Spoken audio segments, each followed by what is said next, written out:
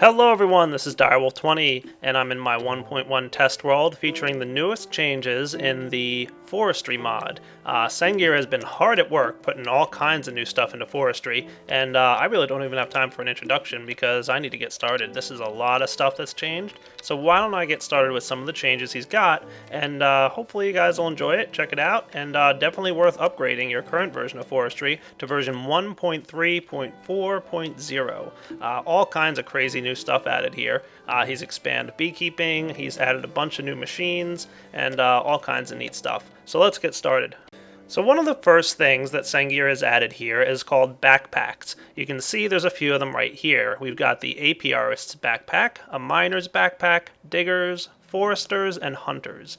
And these things all have individual purposes. They're crafted pretty simply. You just start with an apiarist chest to get your apiarist's backpack, your miner's backpack, diggers, foresters, and hunters all come from a normal chest.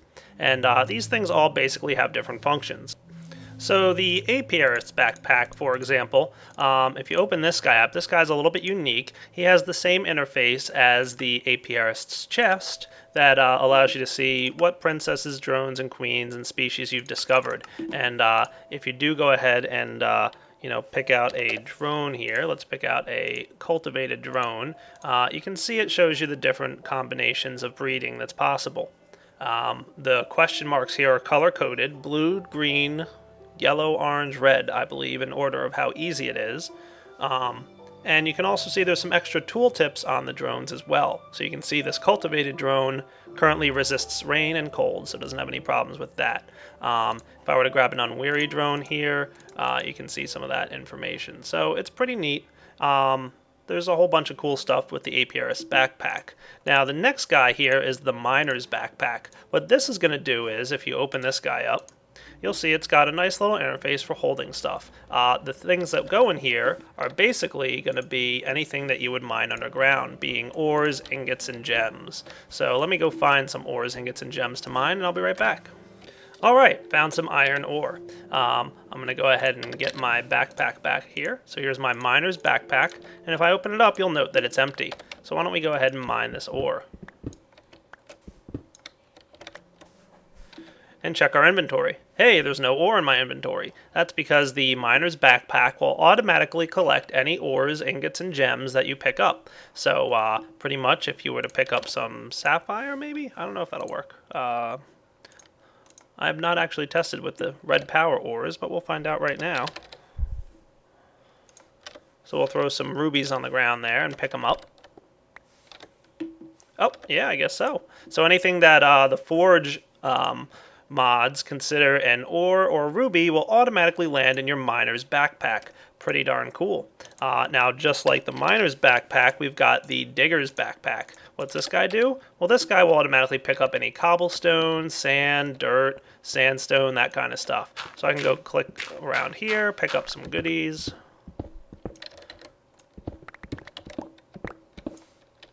And you'll notice for the most part, this backpack is picking it up. The cobblestone and sand are landing right in there, and it's doing a great job of that.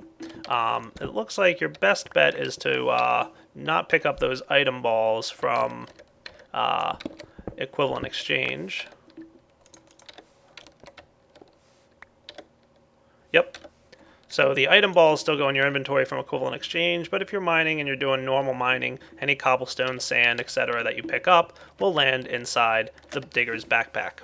And of course, next we've got the forester's backpack, which is going to be your saplings, mushrooms, stuff like that, flowers, wood, and leaves. So if you check that out, nothing landed in my inventory. Again, it's all inside this guy right here, looking good.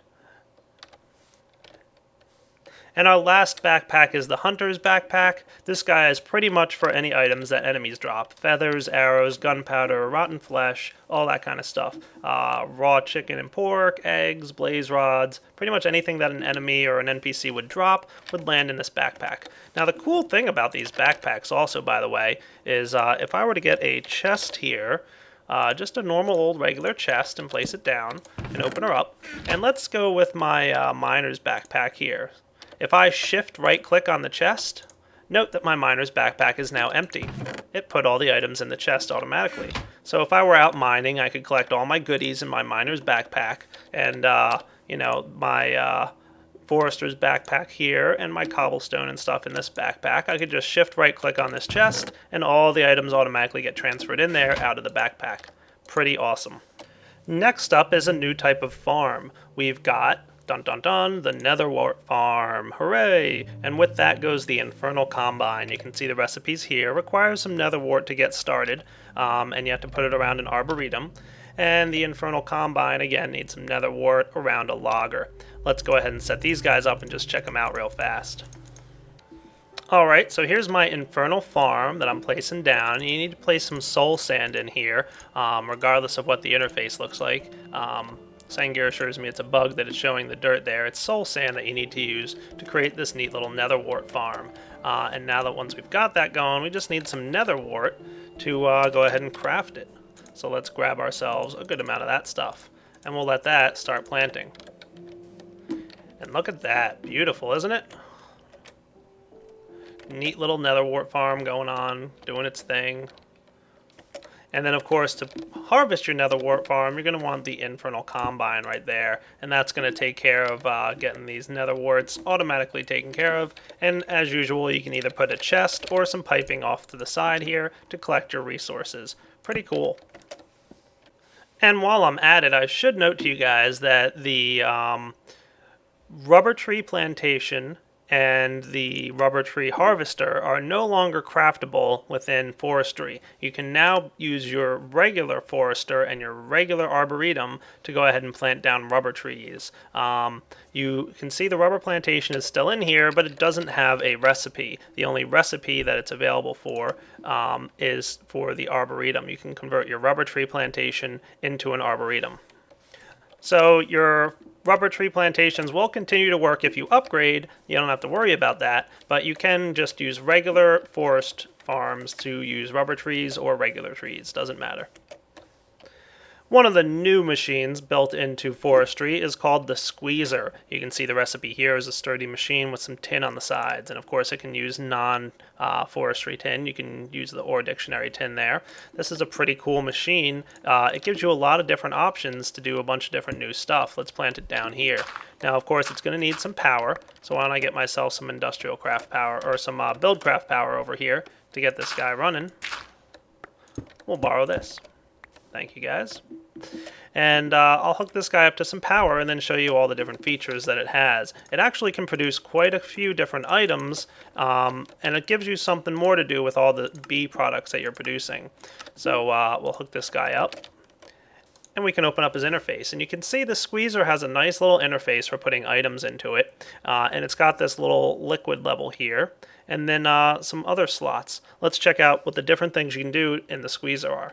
First off, you can get some seeds, be it regular seeds, pumpkin or melon seeds, and just place them in the Squeezer. And it's going to squeeze seed oil out of these things. Now, seed oil is a pretty neat substance.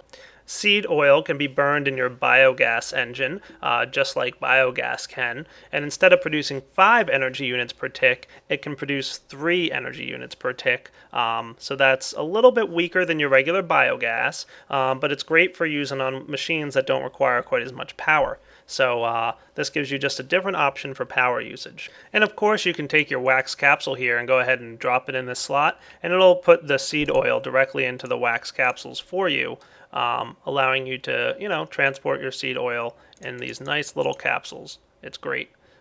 Just like biogas, of course, or any other liquids that you can put in a wax capsule. Now, the next thing you can put in a Squeezer is an apple, and this will get you, what do you think? Apple juice. So we can go ahead again and do the capsule thing and get some apple juice. You'll also notice that you get a little bit of mulch randomly. So the mulch will be like a byproduct here. And we've got a juice capsule. And apple juice is nice. You can drink it, and it restores some food levels. And otherwise, you can also use it to produce biogas. I'll get into that in just a moment.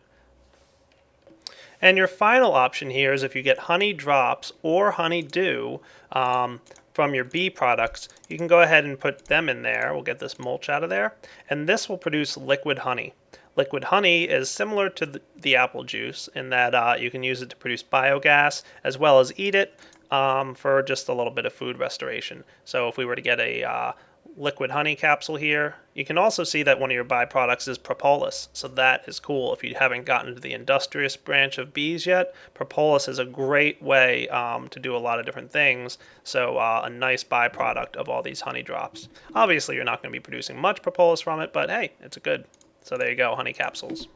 Now remember I mentioned that you can use your honey capsules or juice to create biomass. Simply go into a fermenter here and place your saplings and fertilizer in like you normally would. So why don't I get ready here for a little experiment to show you guys the difference. I'll put my fertilizer and saplings in all three of these machines. Fertilizer and saplings are the same inputs. Now in this machine I'm going to put water. And in this machine I'm going to put honey capsules. And in this machine, I'm going to put juice capsules. And you can see I put in 3 of each. And I've got this nice little Buildcraft power here going in to feed and create the liquids that we need. So let's see how we're doing. I'll give it a minute, and I'll be right back when it's done. All right, look at this. You can already tell from the interface on the outside that we produced more biogas in the 2 engines that we're using, apple juice and honey. This guy produced a little bit more than 2 lines. This guy produced a little bit more than 3, almost up to the 4th line. And this guy did the same, a little bit more than 3, almost up to the 4th. So honey and apple juice produce about 50% more biogas when used in a fermenter as opposed to just regular water. Sweet. Next up, we've got 3 new types of queen bees. We've got the sinister queen, the fiendish queen, and the demonic queen. Let's go ahead and place them in our apiaries here and see what kind of trouble we can get into. Now, I don't think queens, they are heat resistant here. So let me just double check that this works in a desert biome. So just checked, and no, it doesn't work in the desert biome. So I ran over to a quick new biome over here, and I'll put my sinister queen in. Sky obstructed. Get these branches and leaves out of the way. That's better. Fiendish queen and the demonic queen. Ooh, spiffy. And because they're heat resistant, they do work in the nether. So that's what that's all about. Now we'll give these guys a few minutes to produce some products for us, and we'll see what we get. Now, an important thing to know about these bees is that you will get a no flowers warning if you don't have Nether Wart nearby. So unlike normal bees, which require normal flowers, the infernal sinister branch requires Nether Wart to be nearby, and now they're happily producing away.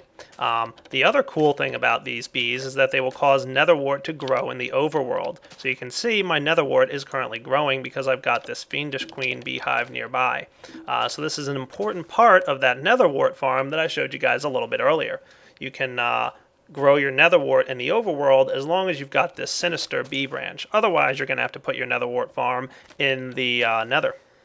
So as you can see, my Nether Wart's growing here, and my sinister queens are producing a simmering comb. So that's a new type of honeycomb. Over here, my fiendish queens are producing both simmering combs and ash. Ash, as you know, is a byproduct of your peat generator, and it can be used to produce all kinds of cool stuff, specifically manure and fertilizer. And bituminous peat, of course. But, you know, your fiendish queens here will produce it all by themselves. And your demonic queens produce both simmering combs and glowstone dust. How cool is that? These guys have a ridiculously long lifespan and are extremely slow at production, but hey, free glowstone dust, I won't pass that up. It just takes a long time, of course, to work your way up to the demonic queen. So what can you do with these simmering combs, you're probably asking yourself? Well, you throw them in a centrifuge, of course. So let's see what happens here once we juice this up. So I've hooked up an engine here, and I'm starting to process my simmering combs. And as you can see, we get 2 items from my simmering comb. We get phosphor, which is a pretty neat substance, and refractory wax. Ooh, nifty. So let's get a few pieces of those, and I'll be right back once I've collected it all. And you can see phosphor is a little bit less common than the refractory wax, but still common enough. Alright, so what can I do with this cool stuff? Well, the refractory wax here, if I get a crafting table, can be used to create refractory capsules. Now, I don't know if you guys noticed this about the capsules in regular or the old version of Forestry, but if you pay attention, you'll see that wax capsules can hold any liquid except for one. What liquid is that? It's lava. wax capsules cannot hold lava. They're made of wax. They can't hold lava. That would be silly. So of course we've got now a lava capsule, which you can use your refractory capsule here to fill up and store lava, which is great. So now we have a wax way of storing lava. Of course, you need to get up to the Sinister beeline to do it. Now, what about this phosphor? Well, phosphor can go into a squeezer here, but you can't just put phosphor by itself. It has to go in there with either cobblestone, sand, or dirt. So let's go and throw some cobblestone in there with it. Note that it's combining the phosphor with the cobblestone. What kind of liquid do you think we're going to get from these demonic bees? Good question. Let's see. The suspense is killing me. It should be pretty obvious, I'll be honest with you. Oh yes, that's right, it's lava. Awesome. We now have a way of using bees to produce lava. We have, of course, going to get our phosphor, and we have to extract it with some cobblestone to get, a good amount of lava here. But hey, that's pretty cool. We have an automatic lava production machine, basically, once you get your bee production going up to a nice high level. So cool. And one more minor change for those of you who like the crated products that you can create here. Remember, you need the carpenter to crate up all kinds of different items like wood and cobblestone and dirt and peat and bronze and all this cool stuff. You can use these crated items and you can crate them up in your carpenter. Now the cool thing about this is that he added a manual uncrafting thing, so you no longer need a carpenter to go ahead and uncraft something. Just right click the crate and it'll drop the 9 items that you crafted together onto the ground. So pretty awesome. You can also see my Nether Wart farm here not growing as a result of the fact that I don't have a beehive going in there. If I were to put some demonic or phosphorus bees in there, it would start cooking along and building for me. And I think that pretty much wraps it up for all the updates in the latest Forestry. Like I said, a lot of cool stuff on the way. Sengir did a really nice job with this one, and you guys should definitely download the update and check it out. Just so many new possibilities here that is really going to bring Forestry further along than it already was. So can't wait to check those out. Hope you guys enjoyed this mod spotlight of Forestry version 1.3.4. Take it easy.